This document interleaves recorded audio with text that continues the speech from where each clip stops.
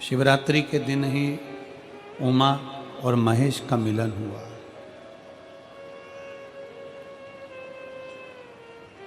बारह महीने जो शिवरात्रि पड़ती है उसमें भगवान शंकर और पार्वती का मिलन माना गया। भगवान शंकर और पार्वती का मिलन बिंदु है, उसमें मिलन माना। पर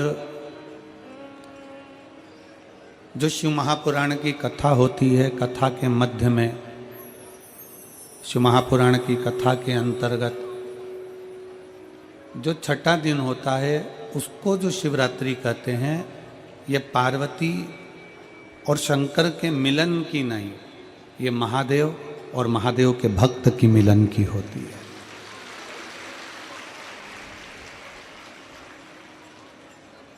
भगवान शिव और भगवान शंकर के जो परम भक्त होते हैं, जो शिव महापुराण की कथा को श्रवण करते हैं, चाहे टीवी चैनल के माध्यम से सुने, फेसबुक यूट्यूब के माध्यम से सुने, चाहे वो कथा के पंडाल में बैठकर सुने,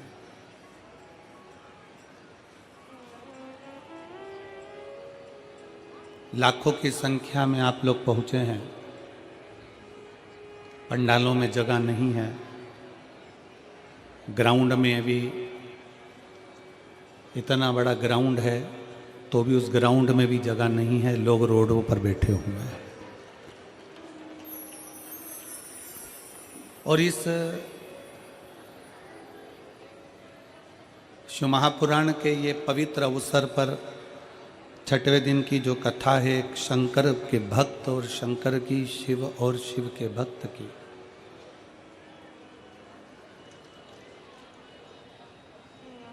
जैसे शिवरात्रि के दिन पार्वती और शंकर का मिलन होता है, उसी तरह ये 7 दिन की कथा में जो छठा दिन होता है, उस कथा का छठा दिन भक्त और भगवान का, शंकर और शंकर के भक्त का मिलन होता है। कहते हैं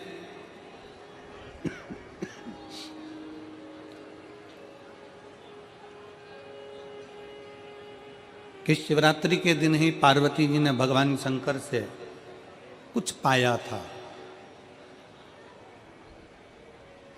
पार्वती जी भगवान शंकर की आराधना करती हैं, शिव की स्तुति करती हैं, शिव स्मरण करती हैं, शिव भक्ति करती हैं।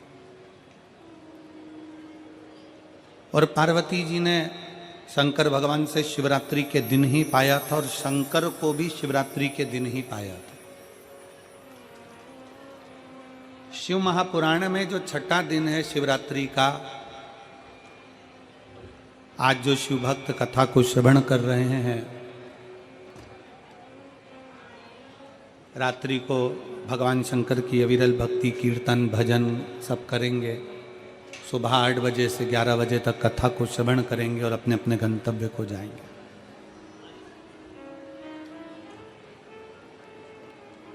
ये भगवान शंकर की एक अविरल भक्ति है। आपको मौका मिला है भगवान शंकर से अपने दिल की बात कहने का।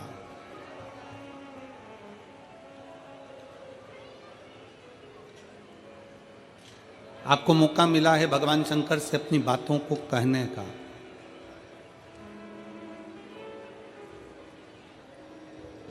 और कोई कहे कि गुरुजी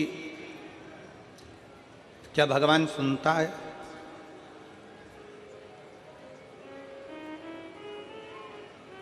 क्या भगवान श्रवण करता है? हमारा निवेदन है, एक बात अपने अंदर उतार कर रखिएगा। आप किसी को गाली दो,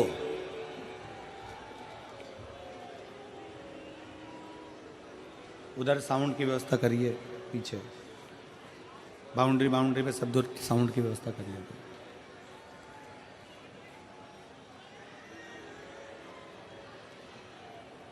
आप किसी को अपशब्द कहते हो, आप किसी को ताना देते हो, आप किसी को गाली देते हो, आप किसी को आड़ा टेढ़ा कहते हो, जिसको तुमने अपशब्द कहा, जिसको तुमने ताना दिया, जिसको तुमने गाली दी, वो सामने वाले व्यक्ति को तुम पर गुस्सा आया कि नहीं आया? जम के बोलो जरा, आया ना? तुम किसी को अपशब्द कह रहे हो, तुम किसी को ताना दे रहे हो, तुम किसी को गाली दे रहे हो, तुम किसी को आड़ा टेढ़ा कह रहे हो, तो जिसको तुम अपशब्द कह रहे हो, जिसको तुम गाली दे रहे हो, जिसको तुम ताना दे रहे हो, उसको गुस्सा आता है। जैसे ही तुमने उसको गाली दी वैसे ही उसको गुस्सा आया। जैसे ही तुमने अपशब्द कहा वैसे ही उसको गुस्सा आया। तुम्हारे अपशब्द बोलते ही उसको क्रोध आ जाता है। तुम्हारा आड़ा टेढ़ा बोलते ही उसको क्रोध आ जाता है, गुस्सा आ जाता है।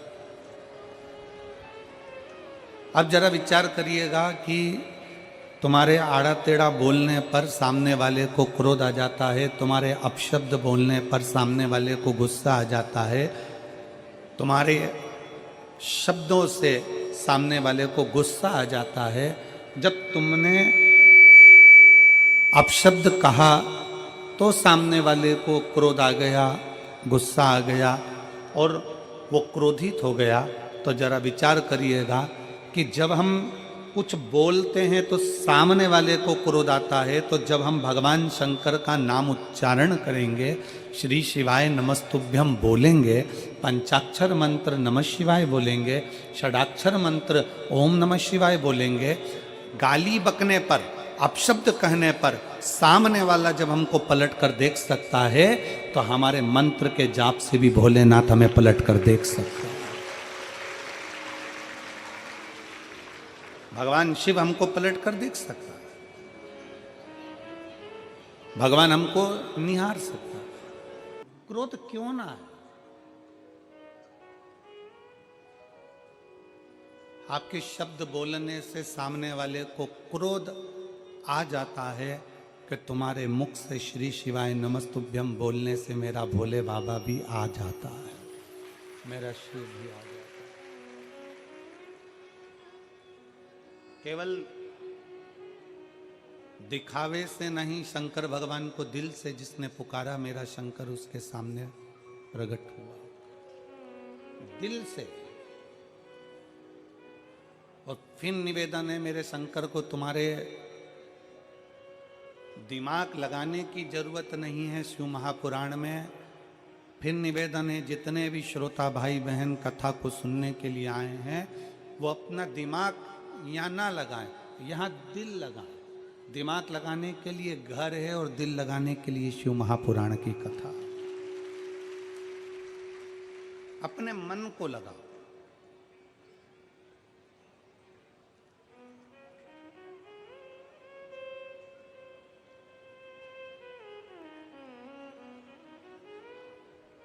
एक बार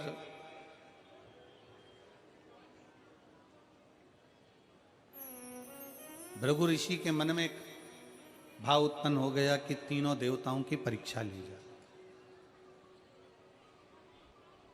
भृगु ऋषि के मन में भाव जागृत हुआ कि तीनों देवताओं की परीक्षा करेंगे। और भृगु ऋषि सबसे पहले ब्रह्मा जी के पास में पहुंचे।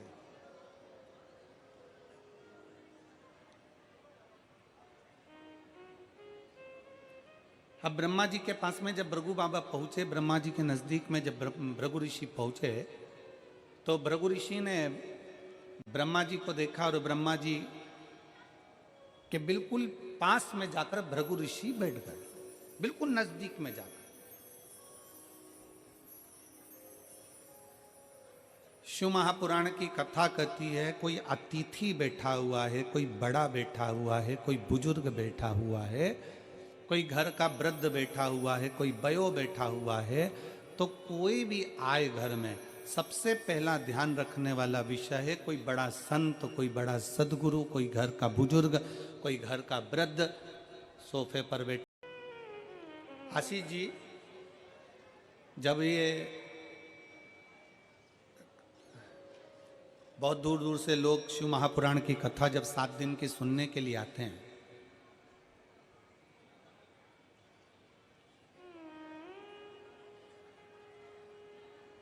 तो यहाँ शंकर जी की कथा सुनने के लिए जब पंडाल में पहले दिन, एक दिन पहले जब भक्त पहुँचते हैं तो वहाँ दरी बिछाते हैं, अपनी अपनी चटाई बिछाते हैं। देखा तुम लोगों ने? दर्शन करें और नहीं करे हों, अगर मेरठ वालों ने अगर रात्रि के दर्शन नहीं करे हों तो आज रात के इस पंडाल के दर्शन जरूर करना, यहाँ के कीर्तन के दर्शन करना।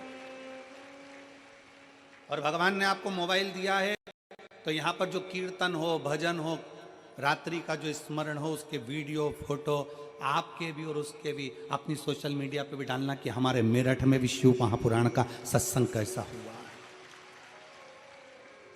ऐसे तो तुम डालते रहते हो, पर वो सत्संग का डालो कि आज कथा का छठा दिन है और छठे दिन में शिव महापुराण की कथा में हमने आज रात्रि को बाबा के इस पंडाल में भगवत भजन किया। तो जो भक्त आते हैं पहले दिन वो अपनी दरी बिछाते हैं और दरी बिछाने के पहले बाबा से आज्ञा लेते हैं, बाबा आपकी कृपा हो तो हम यहाँ शिव महापुराण की कथा सुनने के लिए बैठ रहे हैं। आप दया करोगे तो हम कथा सुनेंगे, आप करुणा करोगे तो हम कथा सुनेंगे, वरना हमारे बस की बात नहीं है कथा सुनना। किसकी सामर्थ्यता? जो शंकर की कथा में दिल लगा ले, शिव की कथा को सुन ले और शंकर की कथा को अपने भीतर उतार ले, सामर्थ्यता। सती मैया कथा सुनने गई, मन नहीं लग पाया। उमा कथा सुनने के लिए गई, मन नहीं लगा। कात्यायनी कथा सुनने के लिए गई, मन नहीं लगा। कुष्मांडा कथा सुनने के लिए गई, मन नहीं लगा। स्कंदा कथा सुनने के लिए गई, मन नहीं लगा। पार्वती मैया कथा सुनने के लिए गई तो भी उनके नेत्रों में नींद समा गई थी। शिव महापुराण की कथा सुनना सरल बात नहीं है, अगर दिल लग जाए तो समझ लेना कि शिव ने सुना दी है। भगवान शंकर ने सुना दी तुमको, ये मानकर चलना। अगर मन लग जाए, फिर निवेदन है, शिव महापुराण की कथा में जितनी देर बैठो, शंकर की कथा में जितनी देर बैठो, उतनी देर दिमाग मत लगाना कि मुझे ये करना है, मुझे वो करना है, मैं वहाँ बैठ जाता, मैं आगे बैठ जाता, मैं पीछे बैठ जाता, मुझे तो कुर्सी नहीं मिली, मुझे सोफा नहीं मिला, मैं कहाँ बैठा हूँ, मैं किस जगह पर बैठा हूँ। दिमाग बिल्कुल मत लगाओ। ये कथा को तुम जरा, मैं कहूँ आस्था चैनल वालों से जरा दिखाइएगा। लोगों को नीचे जगह नहीं मिल रही तो गाड़ियों की छतों पर कहाँ कहाँ चढ़ के लोग बैठे हुए हैं, दीवालों के ऊपर ना जाने कहाँ कहाँ जगह मिल गई उनको। ऑटो तक के ऊपर बैठे हुए हैं, कहीं गाड़ियों के ऊपर, कहीं पानी के टैंकरों के ऊपर, कहीं जगह होए तो बैठे व्यक्ति। कथा कथा है, यहाँ दिमाग नहीं लगाना। शिव महापुराण की कथा को जितनी देर श्रवण करने के लिए बैठो, उतनी देर दिमाग नहीं, उतनी देर क्या लगाना है आपको? अपना दिल लगाना। भगवान शंकर को अपना हृदय देना, शिव जी से अपने दिल की बात कहना, शंकर को अपने मन की बात कहना। और शिव को जब अपने दिल की बात कहोगे, मन की बात करोगे, तो शंकर उसको स्वीकार करेगा। यहाँ जितने कथा को सुनने के लिए आते हैं, पहले बाबा से कहते हैं, बाबा आप कथा कहेंगे, हम सुनेंगे, आपकी आज्ञा होगी तो हम कथा सुन पाएंगे, आप आज्ञा करेंगे तो हम रह पाएंगे। वरना घर में ढेर काम आ जाते हैं, कोई ने फोन कर दिया, आना पड़ेगा, जाना पड़ेगा, लोग फोन कर देते हैं, घर पहुंचना पड़ेगा, जरूरी काम आ गया, ये काम आ गया, तो वहां जाना पड़ेगा। और तेरी कृपा बिना ना हिले एक भी अणु, लेते हैं श्वास तेरी कृपा से तनो तनो। पार्वती जी भी मन लगाने के लिए बैठी थी कथा में, पर उनकी निंद्रा लग गई थी। सती माता मन लगाने के लिए बैठी थी कथा में, पर उनका ध्यान बढ़ गया था, भीतर अहंकार उत्पन्न हो गया।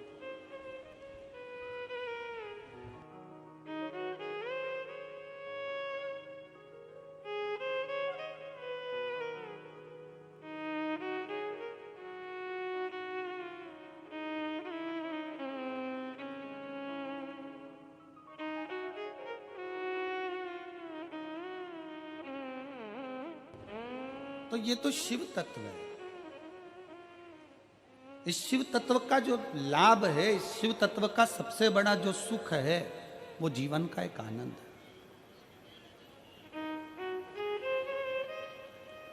है। यहां कथा के पंडाल में जितनी देर बैठो, उतनी देर दिल लगाइए। दिल मन लगाइए, हृदय लगाइए। आएंगे कई लोग, दिमाग लगाने वाले भी बहुत सारे आएंगे यहां पर। जब रुद्राक्ष उत्सव सीहोर में हुआ तो रुद्राक्ष उत्सव में भी बहुत लोगों ने दिमाग लगाया, ऐसी ऐसी न्यूज़ें फैलाई कि ये मर गए ने, वो जी गए ने, इतनी भीड़ हो गई ने, धक्का हो गई ने, मुक्की हो गई। आखिरी में जब पूरी मीडिया पहुंची, सब कुछ देखा तो एकदम नॉर्मल था।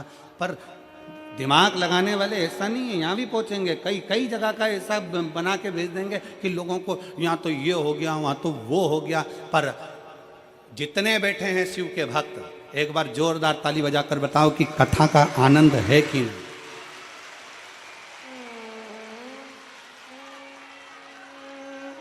दोनों हाथ उठाकर एक बार हर महादेव।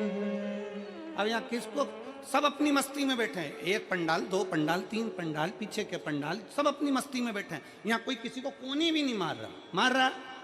जम के तो बोलो जरा, यहाँ कोनी, वो कहते हैं ना, ये तो प्रेम की बात है उद्धव, बंदगी तेरे बस की नहीं है। यहाँ तो दम दम में होती है पूजा, कोनी मारने की भी फुर्सत नहीं है। यहाँ कौन को फुर्सत है? बोल बम का नारा है,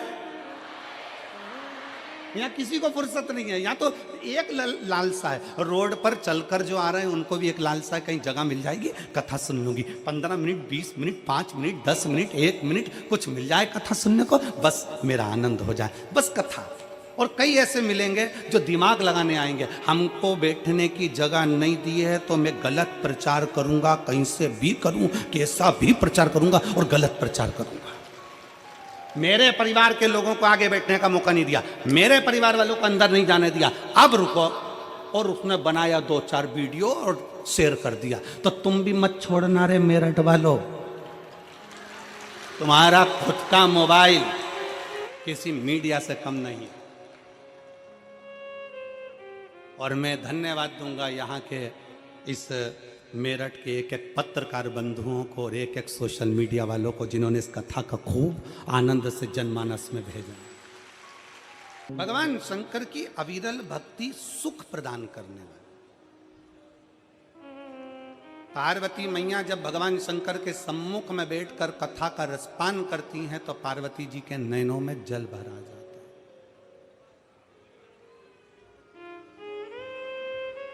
पार्वती जी के नैनों में जल भरा जाता है, नेत्र में जल। पार्वती क्यों? पार्वती जी के नैनों में जब कथा सुनने के लिए बैठ रही थी तो जल इसलिए भरा गया। 2 चीजें पार्वती जी के नैनों में आई थी, एक जल भरा गया था, फिर निंद्रा भी समा गई। पार्वती जी के नैनों में कथा चालू होने के पहले जल इसलिए आ गया था क्योंकि पार्वती जी को अपने पूर्व जन्म का भान होता गया। मैं सती बनी थी, कुंभज ऋषि के यहाँ कथा सुनने के लिए गई थी। कथा सुनने के लिए जब मैं कुंभज बाबा के यहाँ पहुंची तब उस जगह पर मेरा मन कथा में नहीं लगा था, मेरे भीतर अहंकार आ गया था और कथा मुझसे छूट गई थी। फिर पार्वती जी को उमा बनी और उमा बनकर भगवान महेश के साथ में कथा सुनने के लिए गई थी, तब मन नहीं लगा था कथा। फिर माता पार्वती कात्यायनी बनी, भगवान शंकर के साथ कथा सुनने के लिए गई। फिर माँ भगवान शंकर बगला मुख बने और पार्वती मैया बगला मुखी बनी। याद आया कि मैं कथा सुनने के लिए गई थी, नहीं सुन पाई। भगवान शंकर कमल बने और पार्वती मैया कमला बनी। पार्वती जी के स्मरण में आया मैं कमल के साथ में भगवान शंकर के साथ कथा सुनने के लिए गई थी, सुन नहीं पाई। शिव जी ध्रुमबान बने, पार्वती ध्रुमावती बनी। स्मरण में आया कि मैं कथा नहीं सुन पाई थी। जितने जितने शंकर भगवान के साथ में, शंकर भगवान महाकाल बने और पार्वती महाकाली बनी, तो पार्वती जी सोचती हैं कि मैं उस समय पर काली बनी तो भी कथा नहीं सुन पाई, तो भी कथा नहीं श्रवण कर पाई। आज पार्वती जी की आंख में आंसू भर गया कि आज मेरे बाबा ने बड़ी कृपा करी जो मुझे कथा सुनाने के लिए इस अमरनाथ की गुफा के अंदर लाकर बिठा दिया और मुझे कथा सुना। अमरनाथ की गुफा, अरे ओ मेरठ की मेरी जीजियों और मेरठ के मेरे जीजाओं, मेरी बेटियों बेटाओं, मेरी माताओं, मेरे भाई, आप सब के चरणों को नमन कर कर कहता हूं, ना जाने कौन सी किस्मत आप और हमने ली है जो इस मेरठ की भूमि पर शिव पुराण की कथा सुन रहे हैं। जिस भूमि पर बेलकेश्वर महादेव विराजमान है, जिस भूमि पर ओगणनाथ विराजमान है, जिस भूमि पर मेरठ के चारों तरफ शंकर भगवान के प्राचीन प्राचीन मंदिर विराजमान हैं, और आज भी मेरठ की पवित्र भूमि शंकर के एक एक शिवलिंग से समाहित है। ये वो मेरठ की भूमि है। ये वो मेरठ की धरा है।